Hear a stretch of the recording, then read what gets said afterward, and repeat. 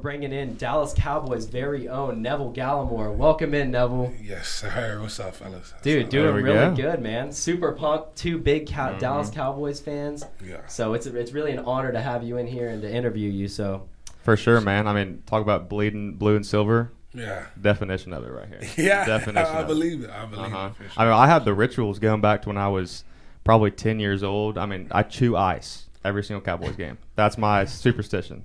I sit there and I chew on ice and I sit in the same spot for about 3 hours straight. Like, die hard. So I'll be watching you. I'll be watching you. For sure. There we go. So, yeah, we're going to start with first things first. Neville, basically, this is just going to give you like a platform to shout out any brands, news, people that you want to talk about. Let the people know kind of what's going on. I guess for talking about shout outs, I guess, I got to give a shout out to my family, shout out to Trench Life Apparel, shout out to Ballinger Group, literally all those names that I mentioned. And, those people literally hold a special place in my heart, literally made everything possible. Shout out to University of Oklahoma, family, friends, girlfriend, everybody who's just been a part of the process. They know who they are, they know where we stand, and, just shout out to them, man. And again, happy to be here. This is live. We'll get your Trench Life Apparel right now today. Something right there. yeah, no doubt. Well, alrighty. We know born and raised in Canada. Yeah. Starting off there, how was that? Love it, man. It's so different. Actually, it's different, but similar in a lot of ways. I say different just because, again, from the moment you get off the plane, it's just the culture shock is a little bit different just because, you're just, liable to hear a lot of different cultures or different languages being spoken. Yeah. Like I said, I was born in Canada, but I come from a completely Jamaican home, both parents from Jamaica. And the one thing I would say is that compared to when I'm at home, there's a lot of hills. Yeah. When I came to the South, or I even got to Oklahoma, Texas, everything is just flat. Yeah. Everything is Talk flat. about flat. That's Oklahoma right there. Yeah, Oklahoma. You could see literally from miles away. I'm like, okay, yeah. I know. I mean, whenever we used to visit Oklahoma our freshman year, I mean, it was like you visit there, and Arkansas's hilly. It is. I mean, it's like you're getting some calf muscles walking to class. That's for sure. Yeah. No, but then you go to Oklahoma, and it's just like you're right. Like you just look out, and you're seeing 10 miles away. You know who else was the 42nd pick? Was Joe Montana. Yeah. And we heard from a little bird that Joe Montana texted you. That's got to be awesome. It was crazy, and it was funny. I mean, obviously, I know we're gonna get into it, and just even how I went down. But he actually tweeted at me, and he gave me like a lot of really gave me like a word of encouragement. Understand basically where you get drafted, it doesn't define you. And I was like, whoa, that's crazy, Joe Montana, Hall of Famer legend. He's hitting me up like. Out of all the guys who got drafted, so many guys got drafted before me. He chose you. Yeah. I remember my D-line coach. He was the one that was like, "Hey, dude, I don't think you understand, how big of a deal that is." I'm like, "Yeah, it's Joe Montana." He's like, "No, he got picked third round, 82nd pick." So I was like, I did my research. I'm like, "Okay, no, that's really cool. Like, that's really dope." It's a game of inches, right? So even for that situation, I was in 100-pound, 300-plus guy to. Still do more after the play. And I feel like that's kind of what I take pride in. So that's just like a prime example. If you notice, even after that play, I didn't have like a sack dance or a celebration. I'm just like, man, I'm supposed to make that play. So we brought two new defensive linemen in, Dontari Poe and Gerald McCoy. Gerald's been in the league for a long time. Very, very good player. I'm excited to see what he does. Who are you most excited to kind of meet up with and learn from on that kind of veteran defensive line? Like I said, being a rookie, really all of them, it's not a fluke that guys end up being in the position they're in, for as long as they have, they build the credentials, their work ethic is, and their hustle. But Gerald McCoy, definitely, that's one who stands out because he's a former OU guy. Yeah, that's true. That's one of the, for talking OU D linemen, him and, Tommy Harris, Dusty Dvorak, those are kind of D linemen I definitely looked up, even when I didn't really know too much about the tradition. When you're talking D-line, like greats who came through the program, past like, I guess, 10, 20 years, whatever you want to call it. Like those are the guys who stand out. And literally going from my freshman year, not knowing anything about D-line and walking by Jerry McCoy in the hallway to, having an opportunity to pick his brain, virtually. But still, just knowing that I'll be able to, to connect with him and stuff, it's like, it's a dream come true. We know Carson Wentz is injury prone, and that leaves an opening spot for your ex-quarterback, Jalen Hurts. How do you think your reaction is going to be playing against Jalen Hurts twice a year? I mean, it's going to be fun, and like I said, it's one of those things I can hype it up right now, but end of the day, I know his mindset, going in the game is got to dominate. We're brothers off the field, but I still got a job to do. He got a job to do, and I know we're both training and grinding to prepare for that opportunity, right? So, I mean, it'll be fun. Look, going against Jalen, going against Kyler Murray, Baker, there's so many OU guys. That's right. It's 3 of them y'all are playing. Yeah. Wow. Yeah. And even, you talk, O-line, your Cody Ford, Bobby Evans. There's so many, Ben Powers, Drew Smee, like, there's so many guys that, not even just OU, but guys that I've played with, that I've came into OU with and seeing those guys succeed. And now, God willing, have an opportunity to compete against those guys. It's going to be fun.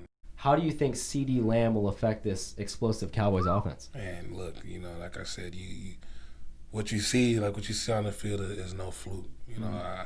I don't really got to speak too much as a guy who's hungry and literally put the ball in his hands. He's going to make plays. So I'm excited. I know you guys are too. I cannot wait. So, Neville, we hear that you're the Mayo Man. The Mayo Man. You're the Mayo Man. Is that true? The Mayo Man? Yes, sir. Oh, my God. You a big Mayo guy, huh? We heard you put it on everything. Somebody exposed me. So, no. With that being said, we got you an entire gallon jug of helmets. No, don't do that. Helmets, give him a call. Yeah, we need James to call helmets. Oh, my gosh. That's a small child right there. That's crazy. Who told you this? I don't know. Oh, my God. We also we know the Jamaican roots. So we also got some meat pies. Some pies right here. We got to get after it. I've never had one before. I don't know how they taste. Hey, you try one right now. But I tell you this, though. You guys got to come back to Canada. Really, y'all need to come to Jamaica with me. Mm-hmm. That's when you get a real taste of Jamaican patties. I don't know how to go we'll at catch it. a flight right now. Yo, you guys, come on, man. Spoiling you here today. Yeah,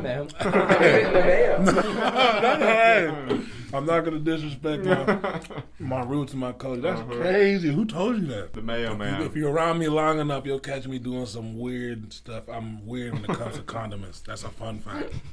It's the Jamaican calzone. Mm-hmm. The Jamaican calzone. That's your new nickname, by the way. Jamaican calzone? I'm good with it, man. Now you guys got to, if you guys have to go to Jamaica and have a patty, yo, it'll change your life. Nev, explain that gram right here. Okay, look, I was for my 23rd birthday. Okay, I think it was my best friend. She took the picture. Belle's actually she also took a picture when I was in that fit too. And literally, I had the grills and I was feeling myself. You know what I'm saying? You're missing the grills right now. I should have brought them, but hey, good thing I didn't. All that patty stuck in between my grills. But yeah, that was just a cool little pose before we went out to eat and stuff. There you go. That's in Norman? No, this is in Dallas. Okay, there you go. I was fitted, yo. Number 2. What you doing? Oh my gosh, yo. Oh, you guys are foul. Oh, okay. Okay, that was ninth grade. That's the one to the left. That's Andrew, me, and then that's Ben. So I went to like a Catholic school from 7th grade to 10th grade. And I don't know. I think it was like a snow day. It was like in the wintertime, there was like 8 people in that class, and we really weren't doing anything. Snow days are the best days. Oh my God. Where you originally from? Dallas, right here. Okay. Yeah, like in the Lakewood area. Our snow days are a little, like, it's got to be like 5 feet of snow. How do you guys? And I went through a phase. So those are actually, when I played for my community football team at the time, those are like football socks. You're up there, dude. I went through a weird phase where I used to everybody have my did. Socks right up to, dude, I wore all black one time. I remember when horrible. the Elites came out. The Nike Elites. That set a new standard. Yeah. Mm-hmm. See, I'll go to my grave swearing to God that I started that trend.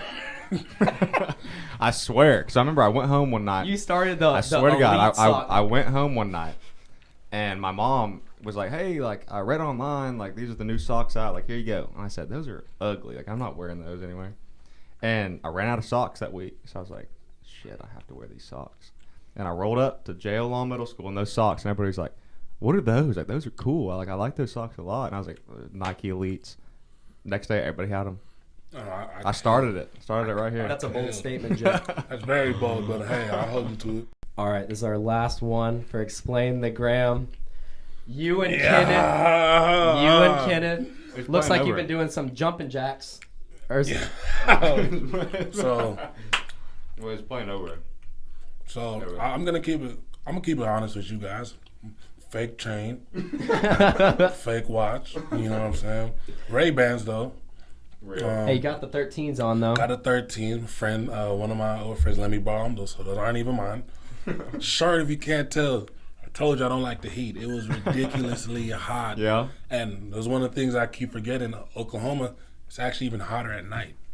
So I don't know. I guess it's way more humid. So me and K-Man, we were posing. This is at Campus Corner. I look a little fit. It kind of looks, see, you can't really, now I'm telling you, you can kind of see the sweat, but it kind of looks like it matches the shirt. But no, I'm just hot. Neville, thank you so much for coming in. Just want to thank you. And shout out to Trench Life. Get your gear right now.